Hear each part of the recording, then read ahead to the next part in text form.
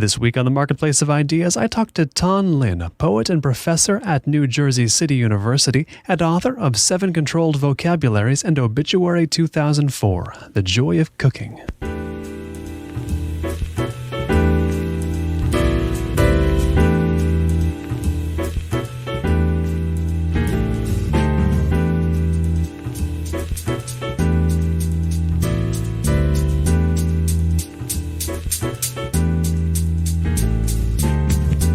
It's the Marketplace of Ideas. I'm Colin Marshall. Tan Lin is a poet, a professor of English and creative writing at New Jersey City University, and the author of Lotion Bullwhip Giraffe, Blip Soak 01, and Heath, Plagiarism, Outsource. His latest is 7 Controlled Vocabularies and Obituary 2004, The Joy of Cooking. Tan, welcome to the program. Hi, thanks. Great to be here. I read this book, this new one, 7 Controlled Vocabularies, sequentially. I did read it, front cover, then all the pages in the order they were bound, and then the back cover. But it does seem to me that I could have read the book in any order I wanted, one page after another, in whatever order till I finished them all. Is there an optimal, to your mind, reading strategy for this book? No, I think it's about dispersing reading into a sort of, for me, a number of different environments. One of them, of course, has to do with bibliographic controls that establish various genres like architecture or film.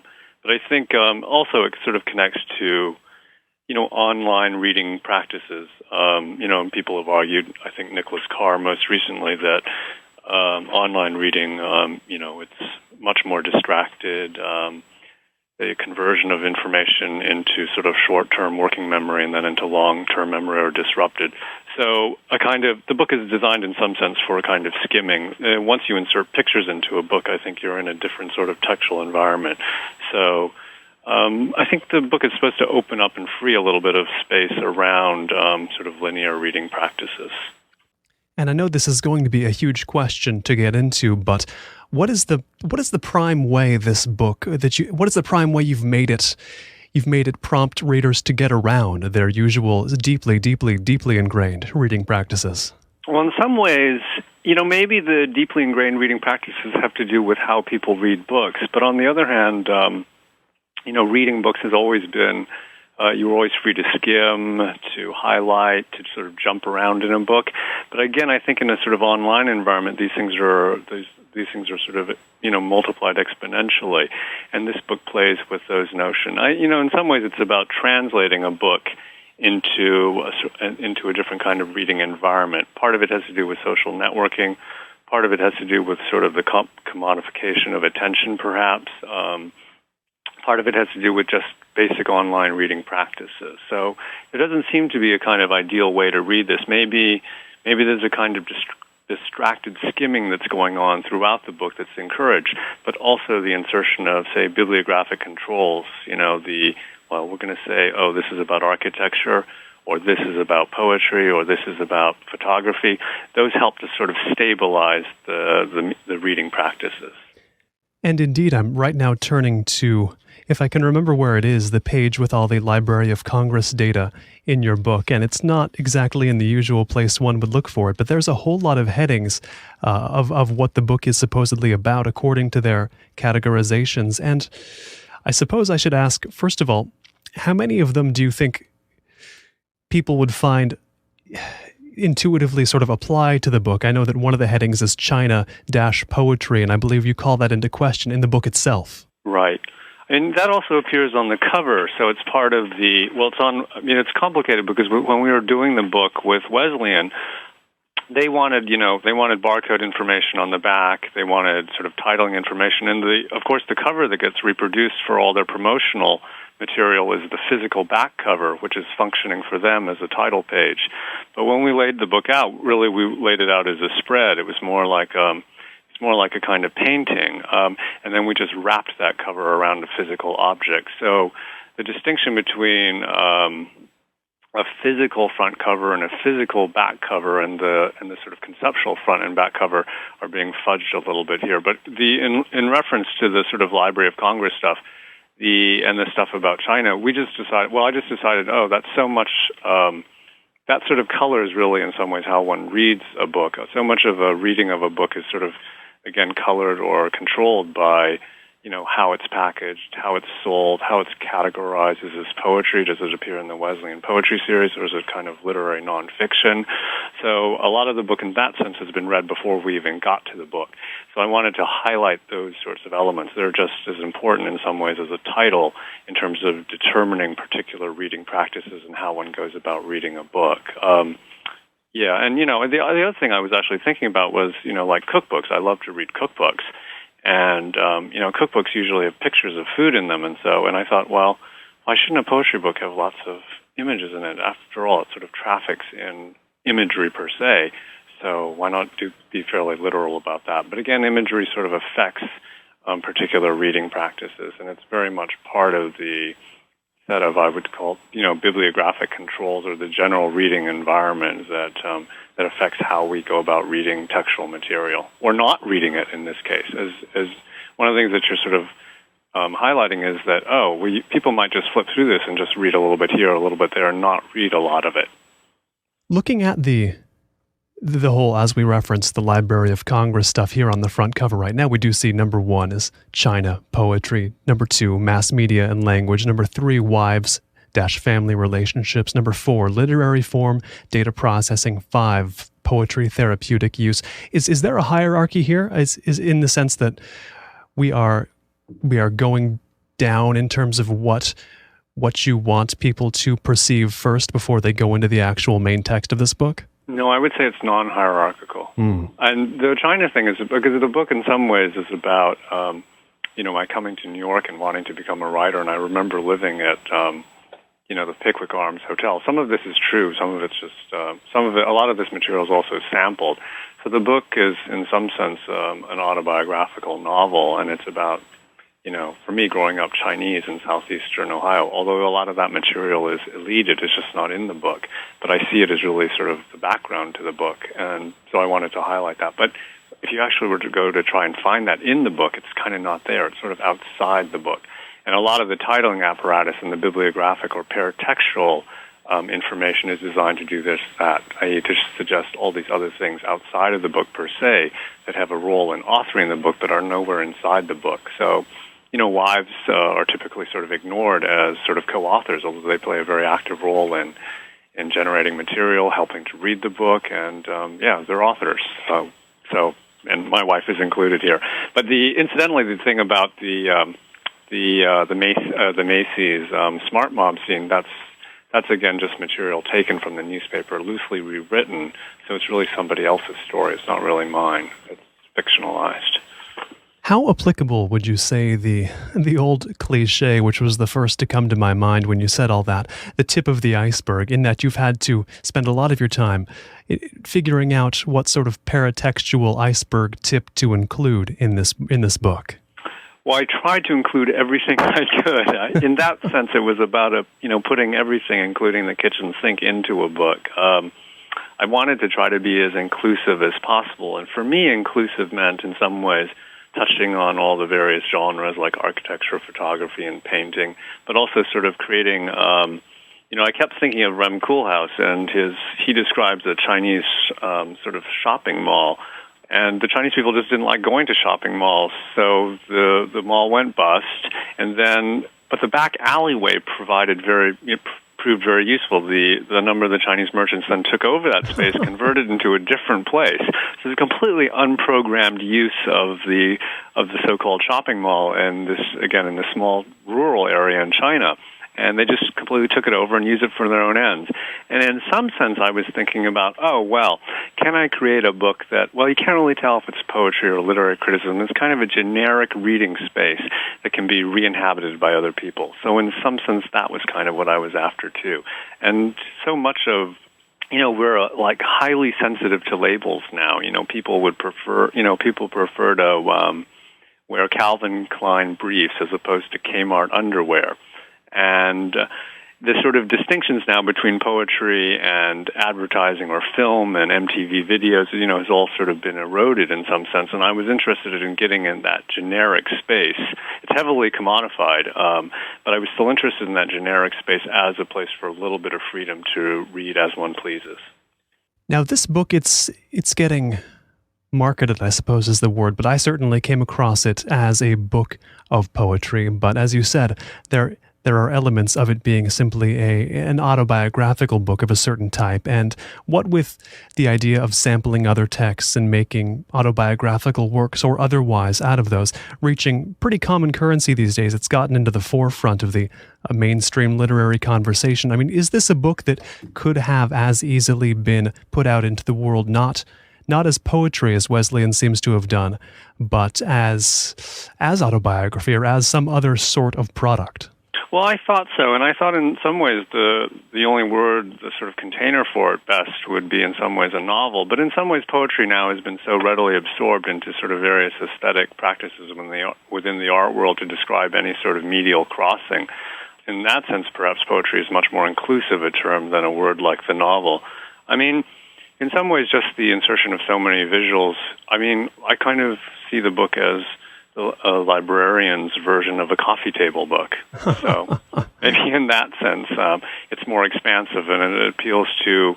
I really did want to think about the book as appealing to, sort of outside or beyond just the specialized poetry market.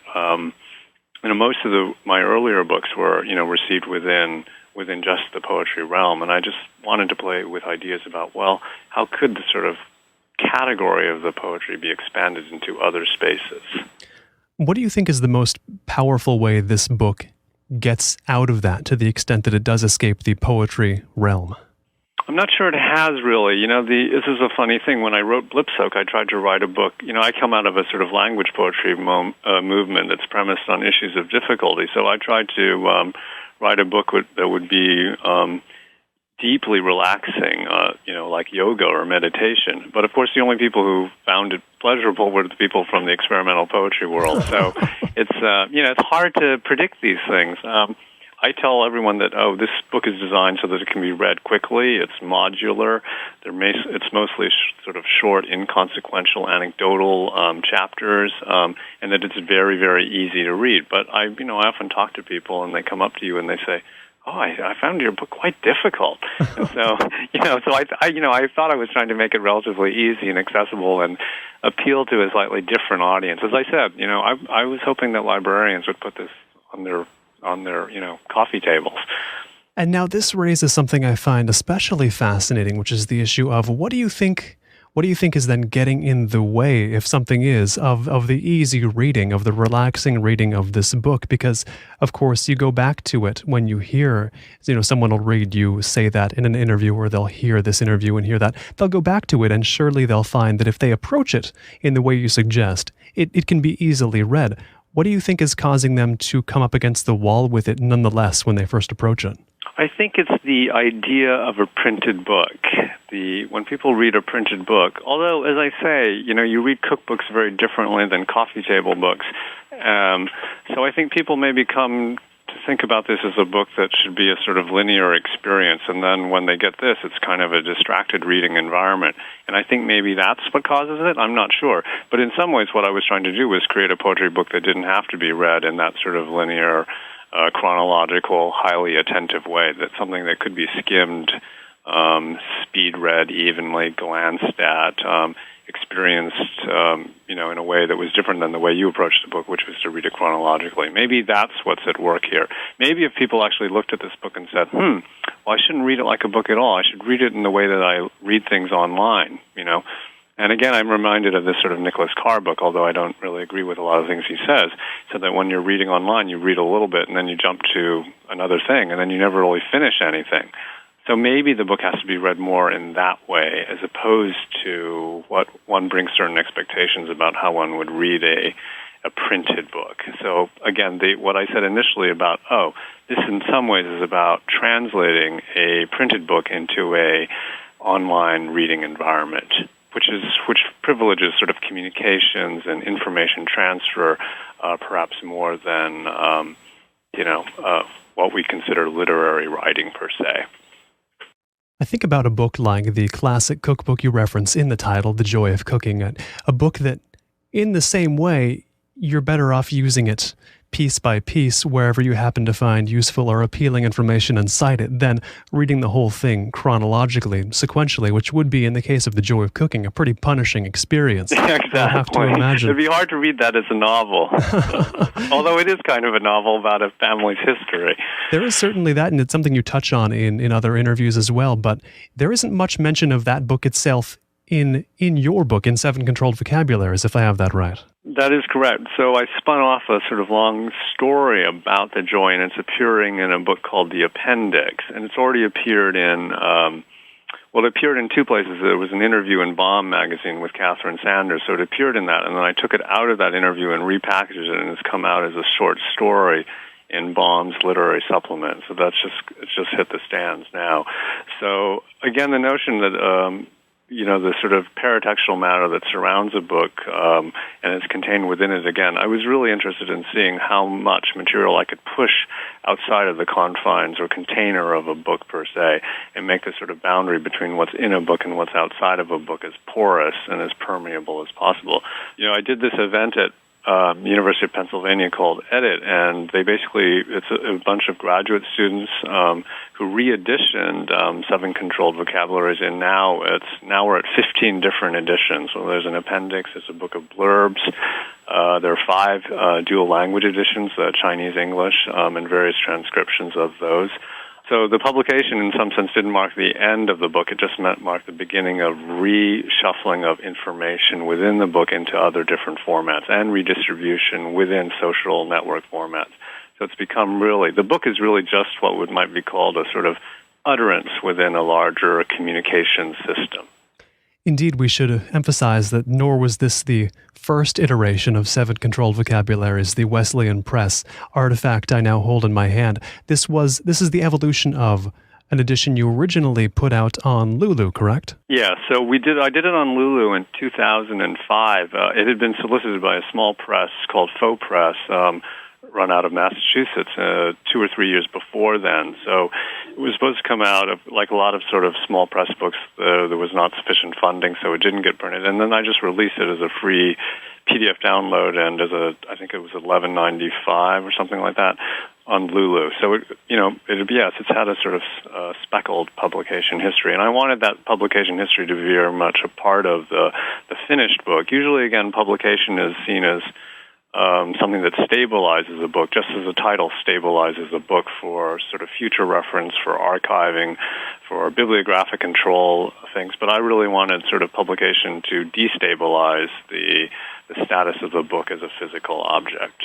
And I want to ask you about whether you envision 7 Controlled Vocabularies as having an end point for when this work is finally completed in its last phase. But first I want to get to the bottom of whether you can identify an earliest point in the creation of this work. I mean, what's the seed of 7 Controlled Vocabularies? How far back do you have to go to find the beginning of this project?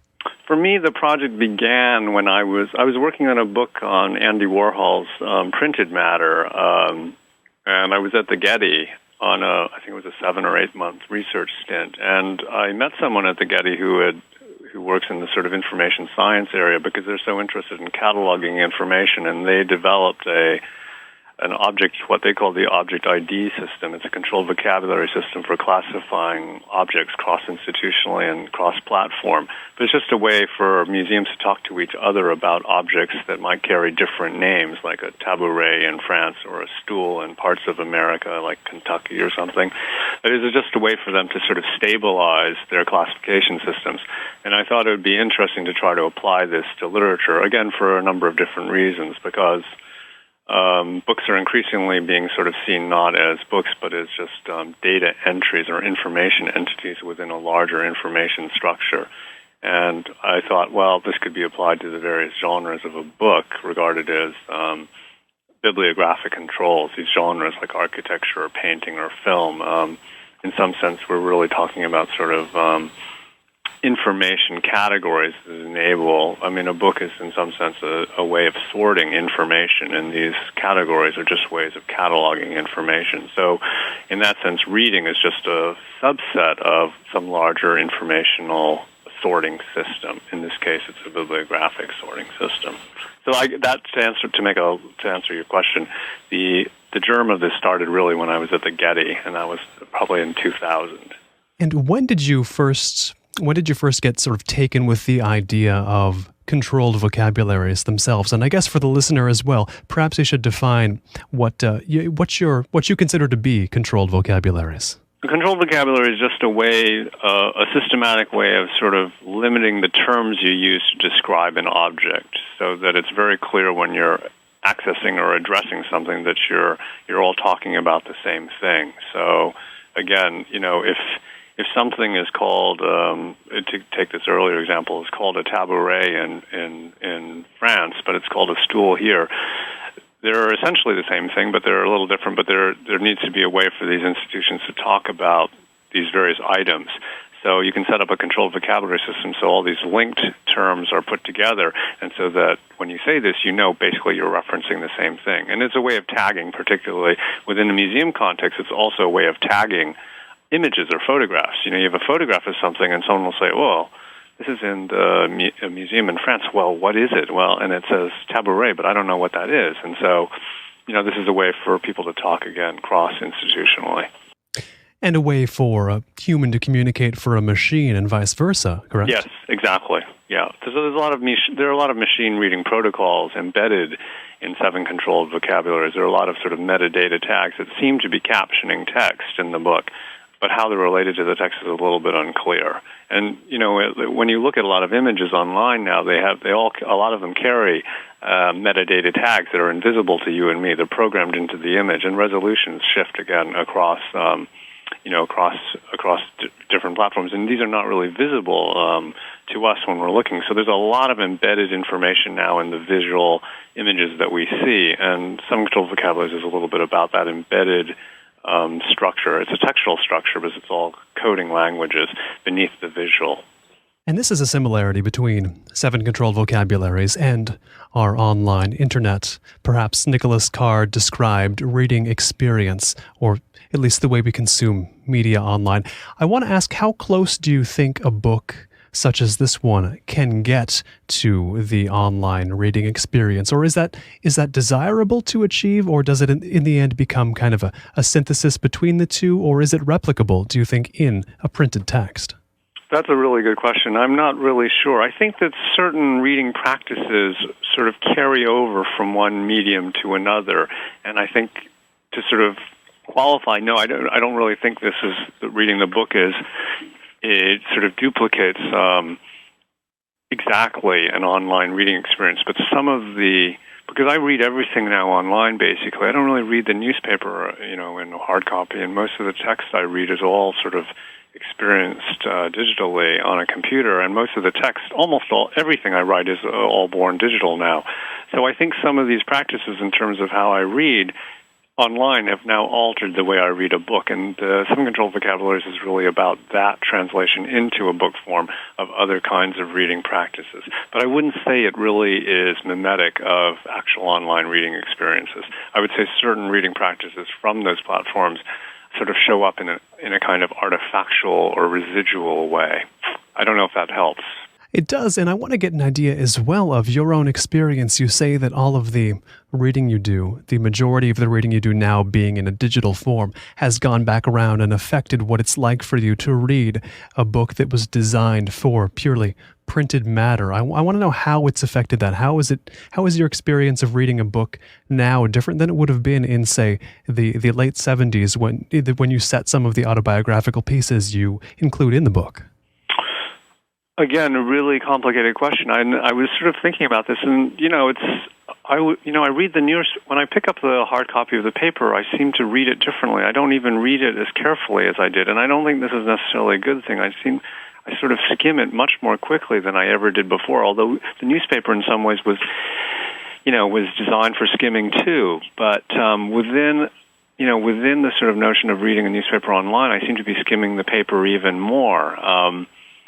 The online reading experience seems to have sort of heightened skimming practices for me within, again, a book format. But as I mentioned earlier, too, people have always flipped through the pages, skimmed ahead, oriented oneself visually to a book. not read large sections. That's one of the great things about a book. It gives you the freedom, that kind of reading environment, to do that in a way that you weren't able to do if you were forced to listen to someone reading, because then you wouldn't be able to, you couldn't ask the speaker in the room, hey, could you skip ahead to page 47 in your lecture? You'd have to actually sit there and listen. Sure, you could daydream, but in a book you can control your content more. And in an online environment, it seems to me that the notions, the idea or the ability to skip ahead is increased even more. What's your relationship like in life with sort of time-fixed media, with durational media? It sounds first of all like you prefer the non-durational stuff, the media that takes as much time as you want to spend, in the quantities you want to spend it, in the order you want to spend it. Oh, that's a really good question. I'm trying to sort of theorize this. I can't even really think about how I would answer this. I want the chronology of reading, the actual time of reading, in some sense, to be in the reading experience. That's why I think with the title, I put 2004 in. That wasn't. Initially the book was just called The Joy of Cooking, and we inserted a lot of things like, as soon as it was supposed to be published in 2004. So when it came out with Wesleyan, I inserted the 2004 in a title. Yeah, I would say I'm not positive about this, but I would like the sort of chronos of reading itself as a practice in front of something to somehow be registered within the confines of the book, either as a series of temporal markers. I mean, reading typically creates the illusion, once you've entered it, that you're in a different kind of temporal realm. It's a space that the book creates. It's, in terms of a plot or a fiction, you kind of forget yourself and enter that space. But I really wanted always the sort of outside material constraints of reading in real time to be a part of the book itself.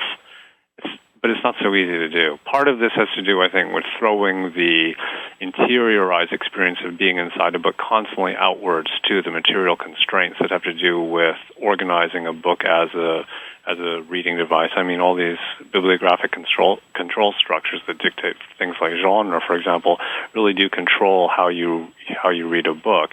And it became interesting for me to say, oh, well, can you forget that this is a book of poetry, and can you maybe read this like a coffee table book or a cookbook or something like that, like recipes in a cookbook in that modular way? And then you're sort of more aware of the time that it takes to read something. I mean, as you said about The Joy of Cooking, that would be a really torturous read to read it straight through. And you read the book in a kind of very time-based way, i.e., you got to make something for dinner tonight. You're going to read it. It's got to be fairly quick, and you prepare a meal like that. And I'm very interested in those sorts of time constraints or chronologies entering, the book itself. I have a lot of conversations on this show and in life, and just think about this a lot, that specifically the effects of genre on literature, I often bemoan, thinking that it causes more problems than it ever solves, that genre is mostly a marketing device that constrains what can actually be done in text. But now, would it be accurate to say that you believe that that sort of phenomenon goes well beyond genre? It goes to all the conventions, physical, organizational, what have you, about a book. This is kind of all limiting to what might be possible with text? Yes, and I think you're right to highlight this sort of marketing element. I mean, the book has to be packaged in some ways as poetry or as melodrama or sci-fi. It just it facilitates sales.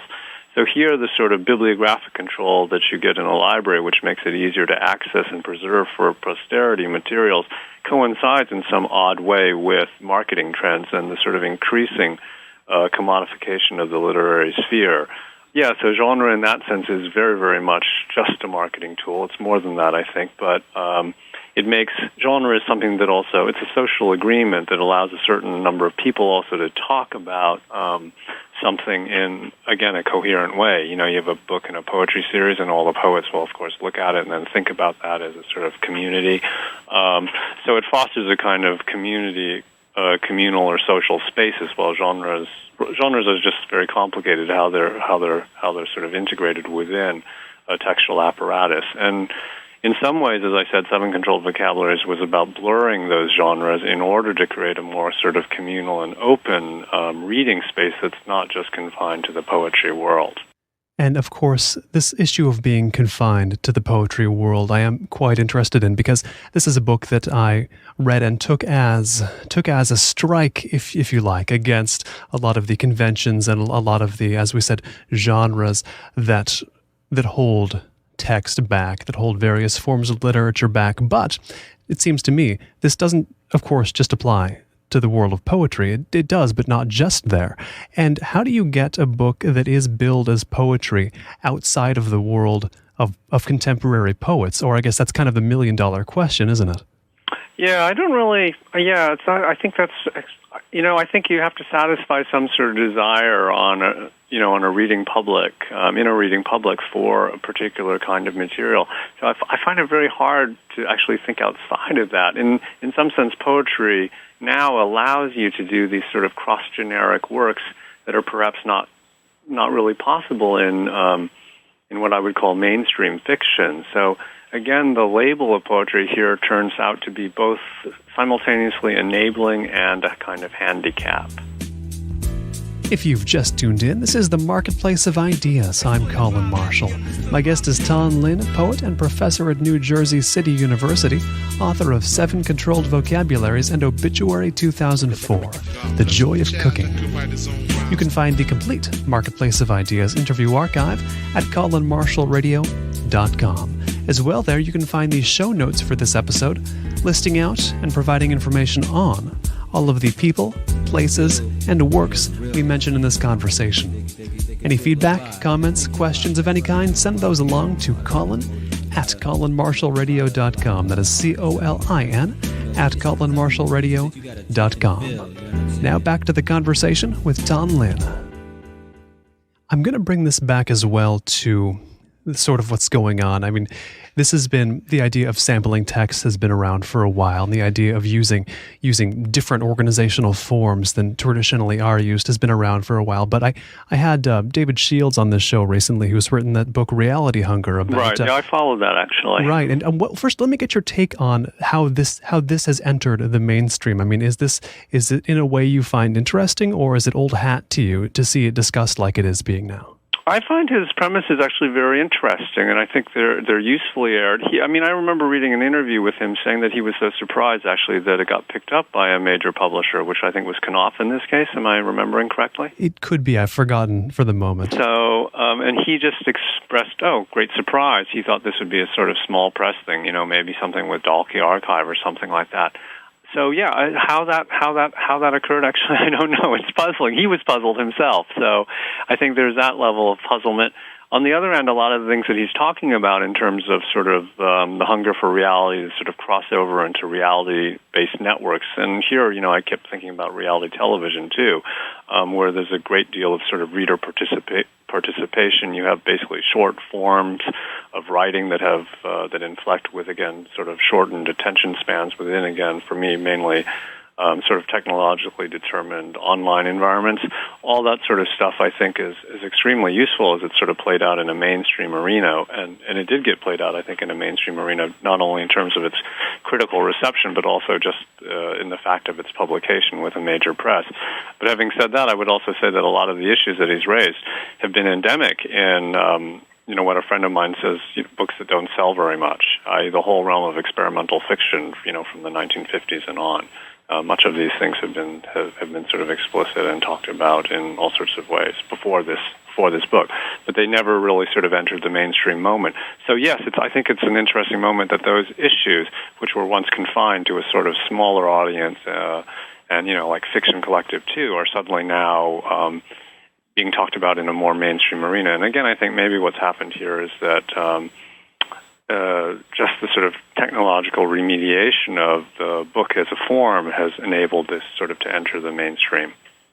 I may be wrong. That's just a sort of thought about, well, why is this happening? How did it happen? It's, David Shields was kind of puzzled. Well, why did Knopf pick this up? And I was thinking about, yes, how did this happen? And what enabled it to happen? What do you think?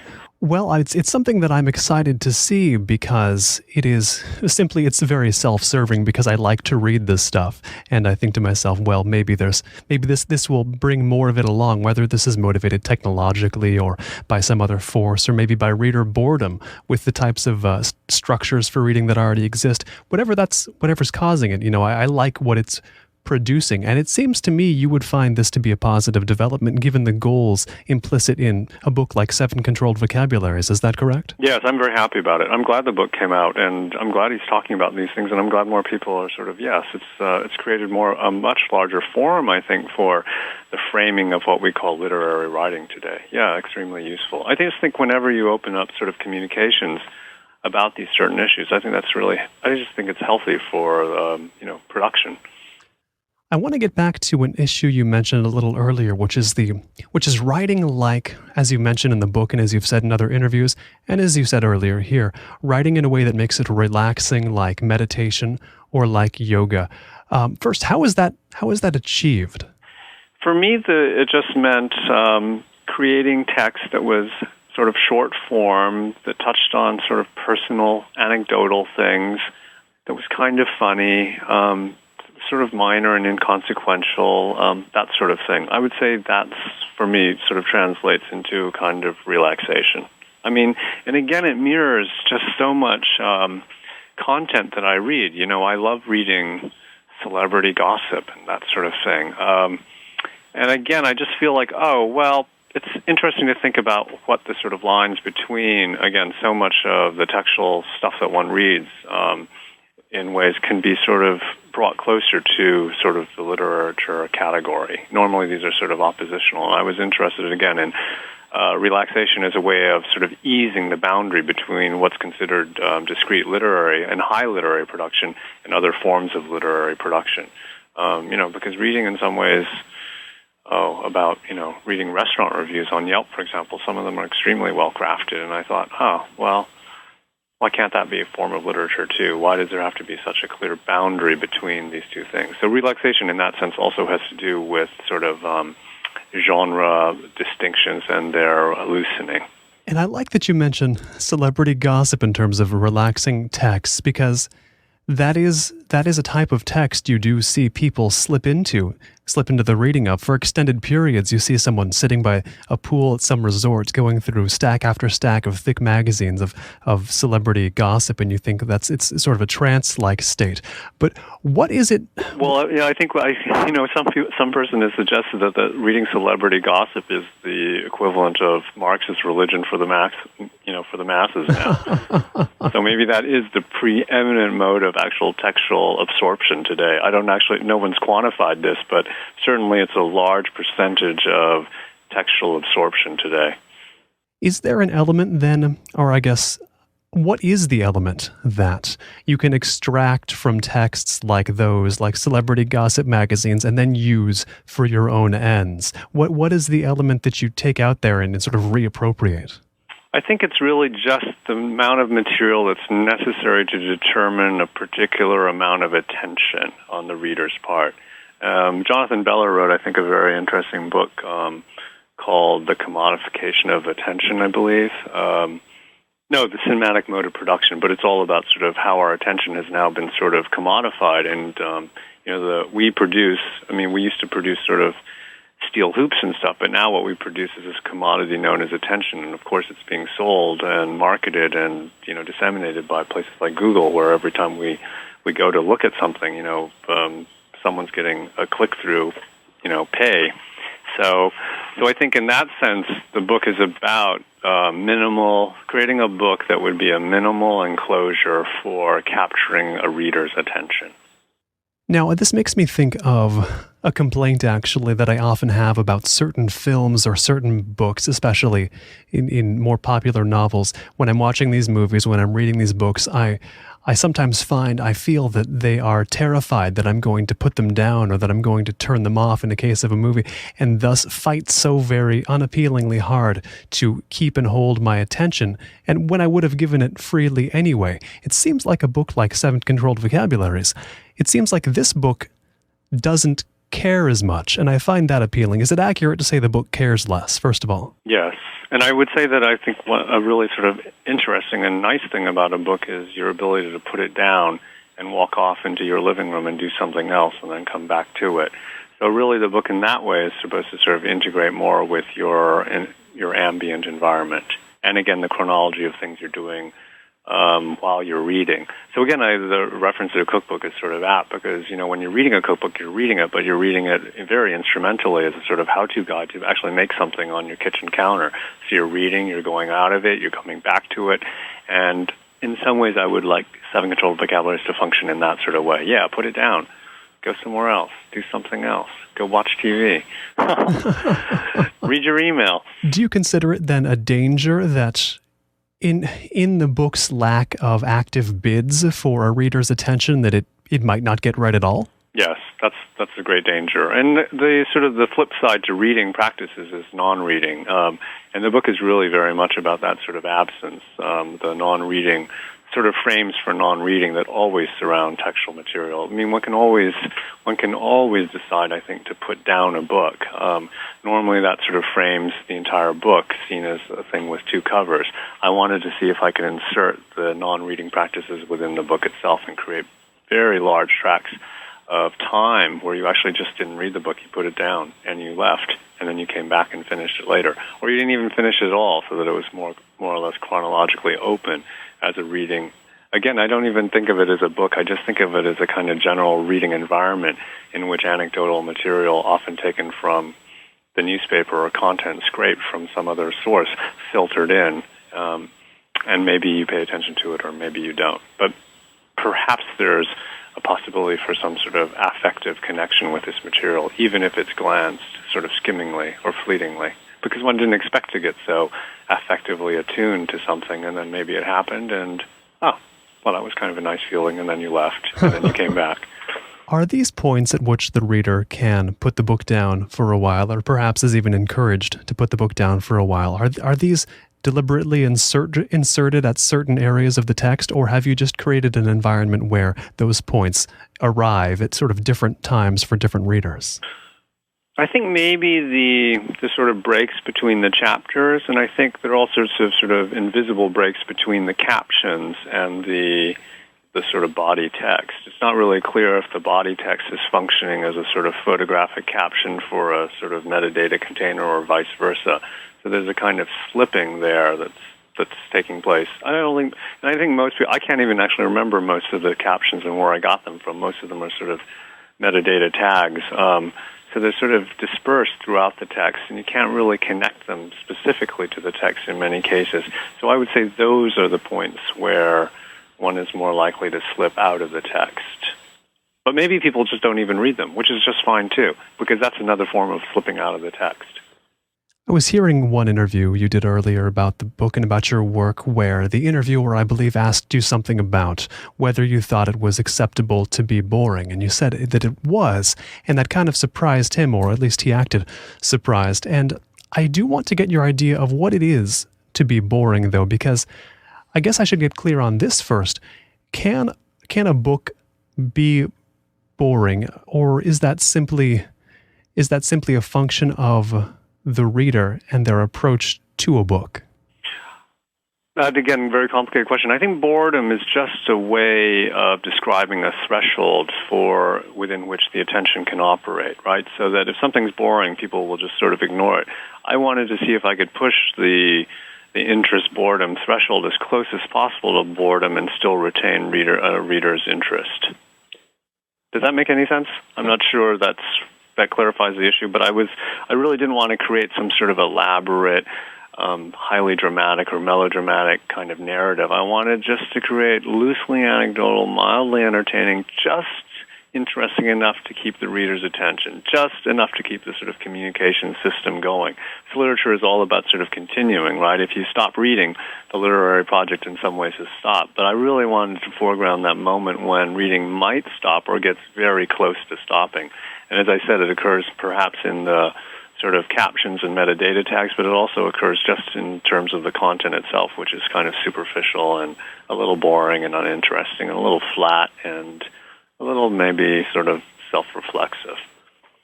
There are some effects we should talk about here, though, as far as the context within the book, because you just flip through it. You can see the content. The content looks completely different from section to section, and there's some pages where there aren't really many lines at all, where there isn't much text. Some pages where the meaning of the text is unclear, if it's there at all.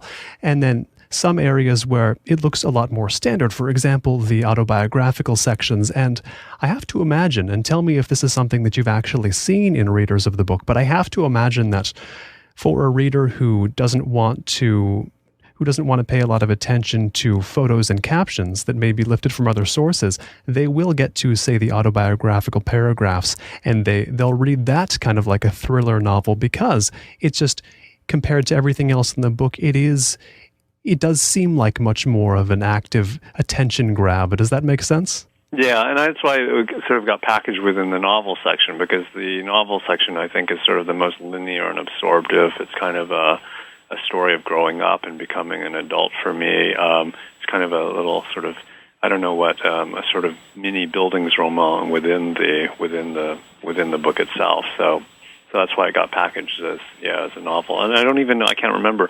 Perhaps there are no pictures in that section, but I'm not even sure now. Maybe it's mostly textual, but I actually can't remember. It is, I believe, mostly text, maybe all text.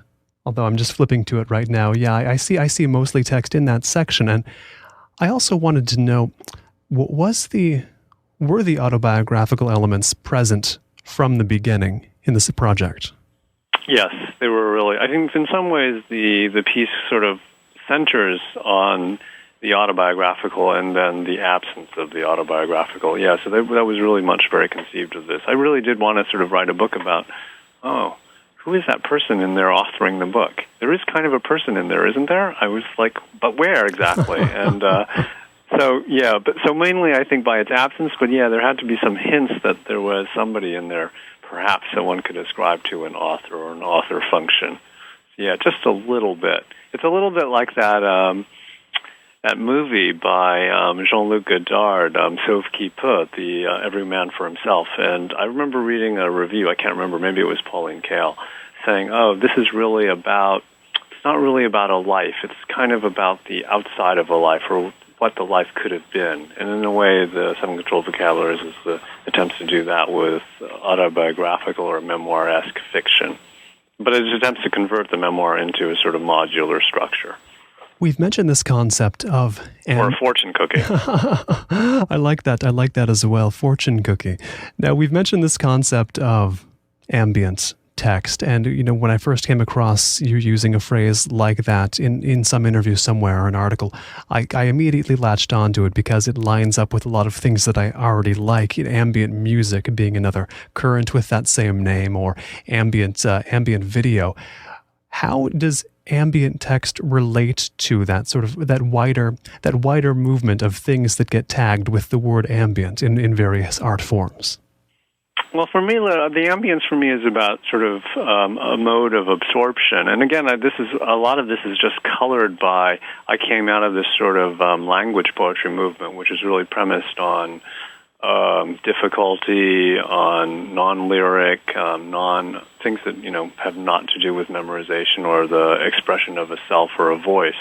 And ambience for me was a way of dealing within, again, a sort of avant-garde or experimental context with some of these ideas and to diffuse them, simply because I thought that, the sort of aesthetic autonomy that's sort of promulgated within seems to be the sort of underlying warrant for these practices, seems to, in some ways, a little slightly outmoded in that, really, so much that we sort of experience today has to do with ease of absorption, labeling of things, and we live in a very sort of administered world, and I wanted sort of literature not to sort of set itself apart from that, but to somehow inhabit that space and create a space within that for some resistance or some resonance or some way of moving around it. And again, this is why the sort of Rem Koolhaas is sort of you have a kind of architectural space, but it got deprogrammed in some ways by the people who actually used it after the fact.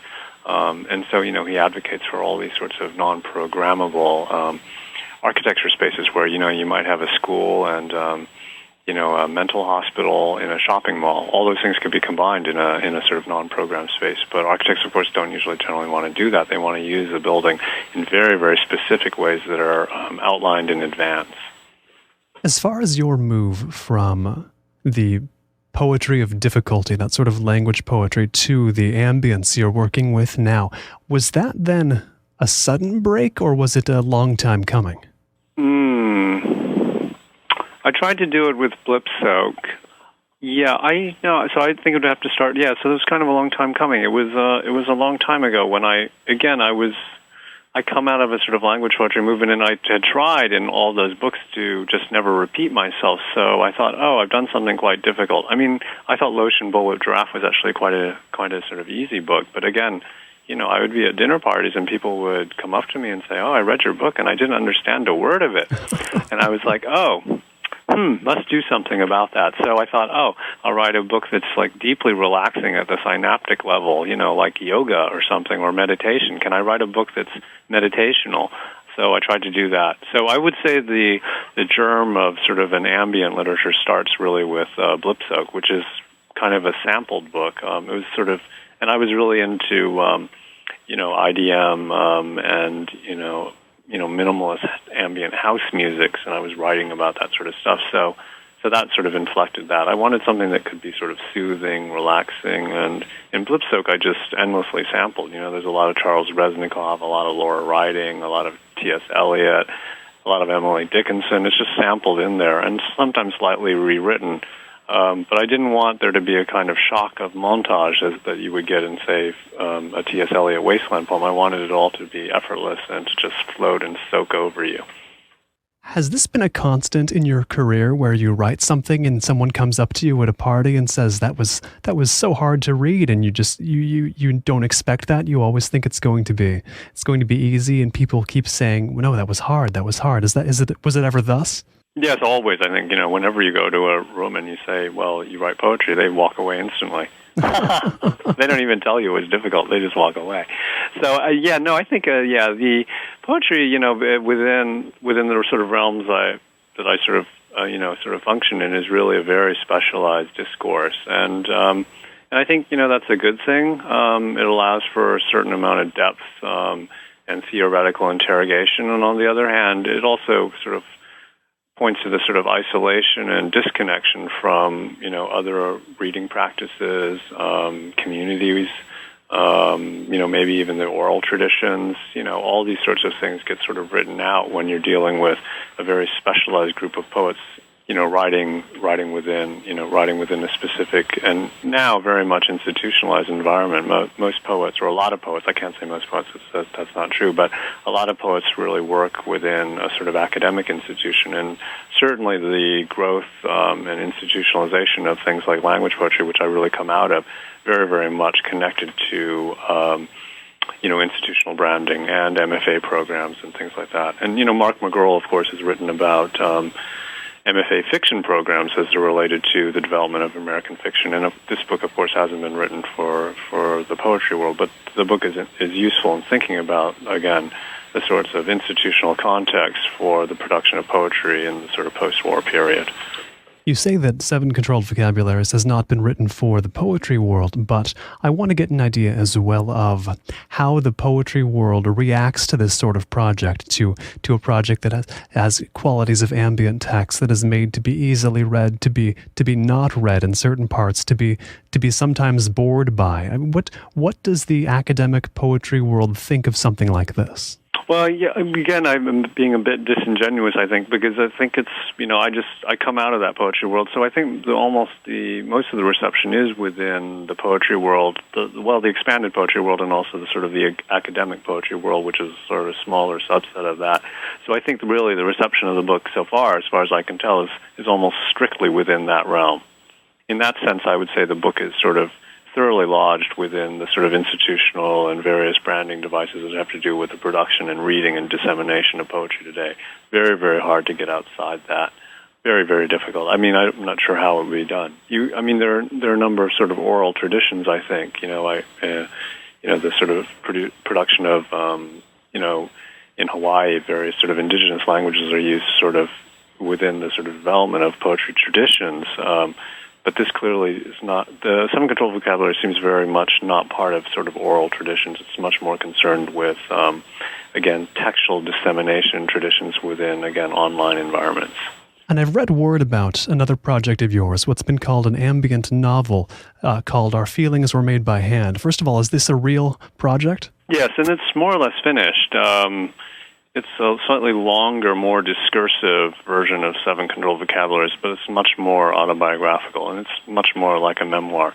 But most of that material, too, or a lot of it, has also been sampled. There I was a little more explicit about taking material from the newspaper or magazines and then loosely rewriting it as if it had happened to me. And that has a much more sort of complicated history of ethnicity in it, in that, I often talk about relatives. Like I made up a half-Chinese aunt who lives and runs a cheap motel in Washington State. And I needed pictures, so I went to the flea market and I tried to find pictures of Asians, but of course there aren't very many pictures of Asians in a flea market. So I just stuck in whatever pictures I could get of people who kind of looked vaguely Asian. So the whole verification process and the construction of memoir and identity is sort of is much more up for grabs. And that book is really very much more about growing up, I think, Chinese American in America. And, one of the things that you notice is you just, you don't have access to a lot of the stories. You don't have access to sort of genealogies. We don't have, my parents weren't able to bring over family albums and stuff. So, I don't really know who my grandfather looked like, that sort of thing. So it was really very much, that novel is very much sort of more centered on, again, autobiography, although it's all invented mostly, and how one creates a sort of sense of identity in the United States.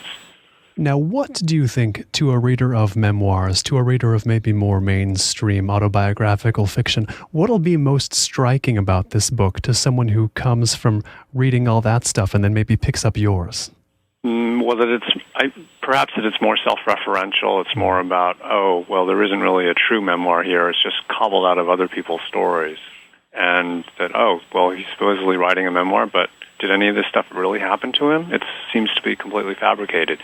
So really, I think it just heightens the sort of self-constructed nature of identity, and with a specific sort of ethnic inflection here, I would say. But then it seems the stage is more set for that sort of thing than ever. This sounds like good timing, in other words. Oh, well, I don't know about that, but really? It's just taken. I mean, I've been working on that book for 10 years now. Wow. And it's taken me just such a long time. So it's not quite finished. I think it's more or less finished. I wasn't sure, I'd never written a novel before, so I asked a friend of mine, well, how long should it be? And he said, a novel, that should be about 70,000 words minimum. So as soon as I got to that point, I just stopped. I just didn't know how to write a novel, or whatever a novel might be. Maybe it's a memoir, I don't really know. The name of the new book, once again, is 7 Controlled Vocabularies and Obituary 2004, The Joy of Cooking. Tan Lin, thanks again so much for taking the time to come on the program. Well, thank you. It's really great to have the conversation with you. This has been The Marketplace of Ideas. I've been Colin Marshall. If you'd like to hear this show again or any other interview in the show's history, visit colinmarshallradio.com, where you'll find the complete Marketplace of Ideas interview archive. The website of the man who makes our theme music, Ben Althouse, is also available at benalthouse.com. If you have any questions, comments, feedback of any kind about the show, send that along to Colin, Colin, at colinmarshallradio.com. Be sure as well to check Colin Marshall Radio for our show notes, a list and links of information to every person, work, or thing we mention in the course of the conversation. Thank you for listening, and we will catch you next time.